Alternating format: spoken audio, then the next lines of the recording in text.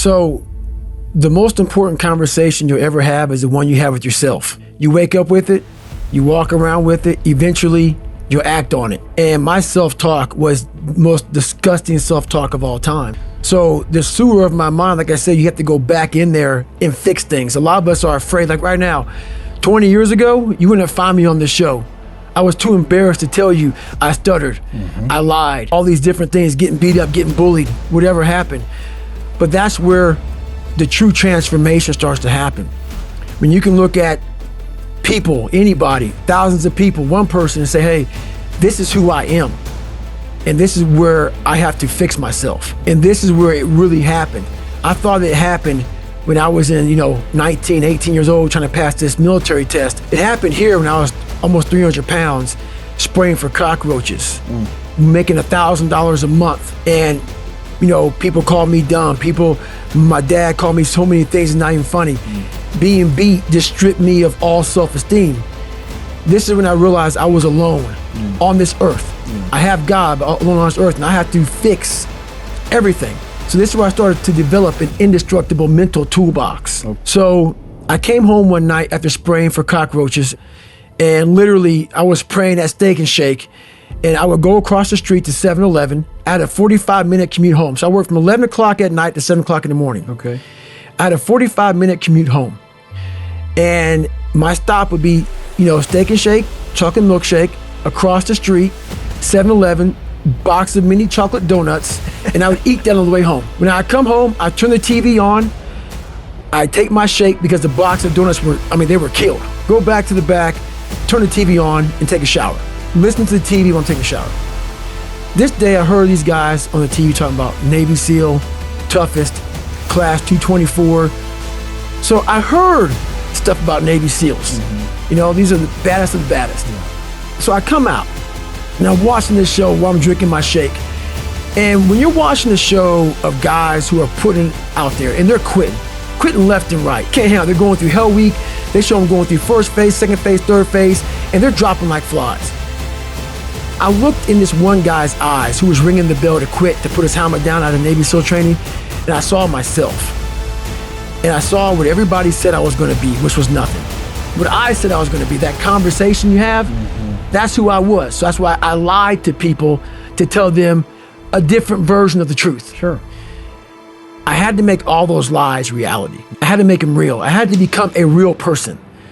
So that's when I put in my mind that I'm going to go to the toughest military training on the planet, where it has the most water, the thing I was scared of the most. I had to go back. So a lot of us run away from our fears, and we box ourselves in to a lifestyle of this is all we can do. 'Cause I'm afraid of everything outside this box. So I'm comfortable inside this box. I jumped the box. Mentally, I jumped the box and said, hey, I got to come out here and play. There's a distinct difference between a champion and someone who's just good. Let's use boxing, for instance. It's a 12-round championship bout. At the 11th round, they both go to the corners.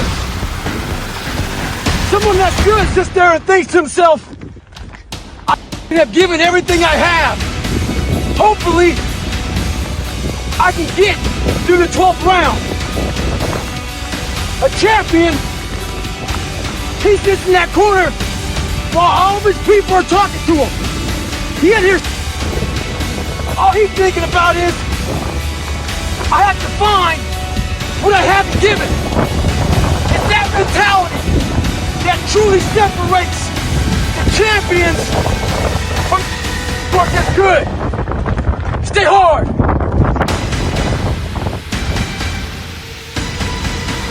A lot of us dream big.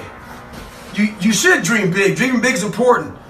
Some of us want to be doctors, lawyers, dentists. Some of us want to be in special operations. So you have this big dream. You can see it so clearly, like it's right in front of you. You can go out and touch it. But the thing about it is, somewhere, if you dream big enough, somewhere down that journey, that dream becomes a nightmare. And what happens in that nightmare, you start to have all these questions. Like, if you want to be in special ops, you may not be a great swimmer. You may just realize that I'm not a great swimmer, I'm not a great runner. You may start to fail tests. And all these questions start to flood your mind. Why am I here? I'm not good enough. Trust me, I know all about it. questions. They will flood your mind. If you do not have the answers for them, you will quit. The answers lie in the repetitions. You must not forget the repetitions you put into trying to dominate the craft that you're in today. Always, always embrace the suck, adapt to the suck. Stay home. Happy Thanksgiving, everybody. This is the time of year when we think about all those people to thank. We thank everybody. Got a big long Rolodex. Text people, give them a call. But there's one person we leave out. That's ourselves. We forget about all the nights, single moms, single dads, some people out here who want to lose weight, out here grinding. We forget about the hidden work that we put in, the work that nobody's watching. We forget about all those times we didn't want to do, and we didn't anyway. We live life thanking everybody in the world. But the one person that goes neglected is yourself.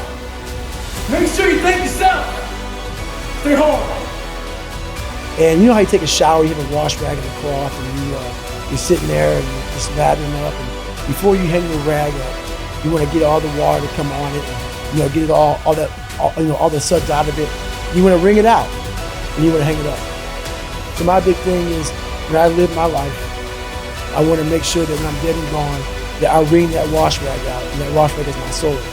And I also believe that we're going to end up one day meeting the Maker, if you believe in one.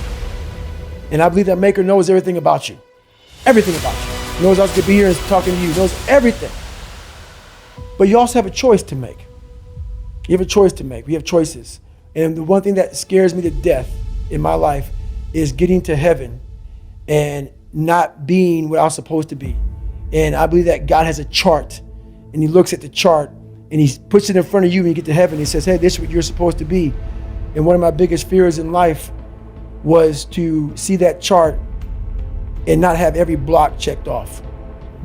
I want to make sure that I'm constantly pursuing whatever it is I'm pursuing, just to be the best I can, just constantly grinding myself into a fine powder.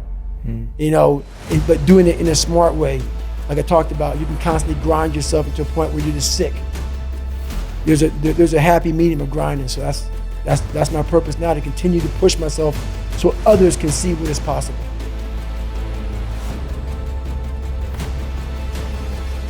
I kept on feeling like I was getting over the hump. And then one little windstorm, small little windstorm would come by and push me back to scratch. It's like, why? Why am I not, I'm learning how to read now. I was a junior in high school and couldn't read that well, a fourth grade reading level, because I would cheat on everything. And I learned how to read, I learned how to write. I taught myself all these things, all these disciplines. But whenever the first real big challenge would come, that little windstorm would push me back in the hole. And I realized, man, I'm fixing stuff on a surface level.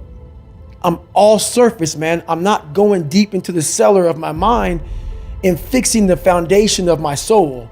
My soul is broken. But I knew I could fix it, but I was afraid to go back. I was afraid to face the demons of my life, because you start lying. You want anybody knowing about you. So you start lying about who you're not, and start creating a person about who you want to be, but it's not who you are. So that's when I started realizing, man, I'm never going to get over the hurdle.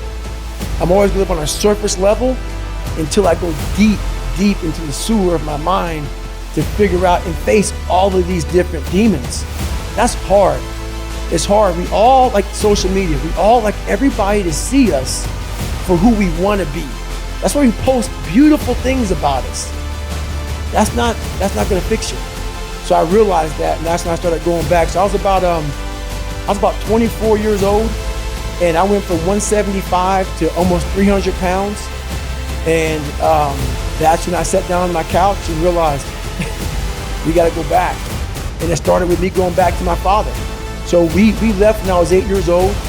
We went to a small town of Brazil, Indiana. It was about 5 to 10 black families in a town of 8,000 to 10,000 people.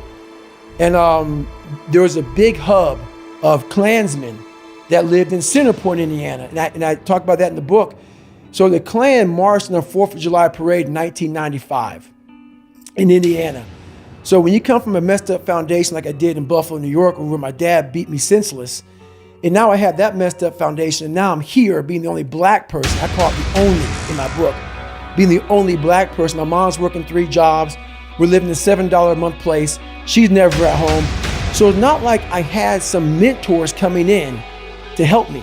You know, they're trying to put me in these different group places for like having some shrink talk to me and these 8, 9 kids, and one kid setting his house on fire, another kid's peeing in the trash can, another kid had a helmet on, banging his head up against the wall. And I'm looking at this at 8 years old. You know, and I'm gonna get back to your question that you asked me, but these are the things I had to go back and relive. You know, I'm 24 years old now, and I have to go back to all these things that no one knew about me in this group place where I'm in this place where these people are crazy, and they think I'm crazy. And I'm looking at them thinking, I'm not crazy. You just don't know where I come from. I came from a place that truly damaged my mind, damaged my soul, and now I have to go back on my own to face it. When I was going through Navy SEAL training, one thing I told myself, I wanted to quit every single day. But many dreams die while suffering. And many of us out here have suffered. And when you're suffering, I'm not talking about just physically, I'm talking about emotionally, spiritually. It could be a relationship. When you're suffering, you give up on the very things that you wanted the most. When I was going through pararescue, I wanted to be a pararescueman so bad, but that water haunted me. So when the suffering got too much, my dream died. And pretty much I almost died with it. If I didn't find Navy SEALs and getting past that hump and overcoming my demons and facing my demons every day, I would have never been up here today. You can't outrun your demons. They'll always know where you're hiding. Trust me at that. And I'm gonna end with this. Don't stop when you're tired, stop when you're done. I didn't care about losing weight. I didn't care about being the fastest person. I wasn't making the Olympics. I wasn't going to pros. I could barely read and write when I was in a junior in high school. I wasn't going anywhere. I saw working out as a way for me to build calluses on my mind. I had to callus over the victim's mentality. So I watched these movies. I talked about Rocky last time I was on here. I always equated training to mental toughening. Like, it always looked brutal. People waking up early and doing all these things, and it looked horrible. I was like, wow, man, I gotta start doing that. Not to get better, bigger, and stronger, but that is what's gonna build me. That looks uncomfortable. That looks brutal. And getting up early, I don't wanna do that. So I made this long list of things I don't wanna do. And through that, I found myself. I started, I'm like, you guys aren't doing in high school. You guys aren't getting up at 5 o'clock in the morning, running over here in this golf course. So I started seeing myself very differently than the average human being. I was like, hold on a second. I have something they don't have. And that's when I started to develop these things through working out. It was this great, never-ending work ethic. And through work ethic, I developed self-esteem. I watched a lot of movies, and I was really big into visualization. And I always equated working out to struggle. And I struggled my whole life, but I ran from it. So I started realizing, man, I gotta start facing the struggle, and I gotta be mentally strong for the struggle. So that's why I started coming up with I'm training for life. Mentally, I'm training for life. I'm not training for to lift 400 pounds. And I found out on my own pretty much, is that through discipline, through self-discipline, through repetition, through tons of repetition of the same thing that you don't want to do, and that's the key thing. Through repetition of things you don't want to do, you develop mental, like an armor for your mind. Start to armor your mind, because your mind's like, okay, we suffer every day. That's what we do. We do stuff that sucks every day. So then when the suck stuff comes, you're ready for it. And that's how I started coming up. I just started being very uncomfortable. And now it's like just a way of life.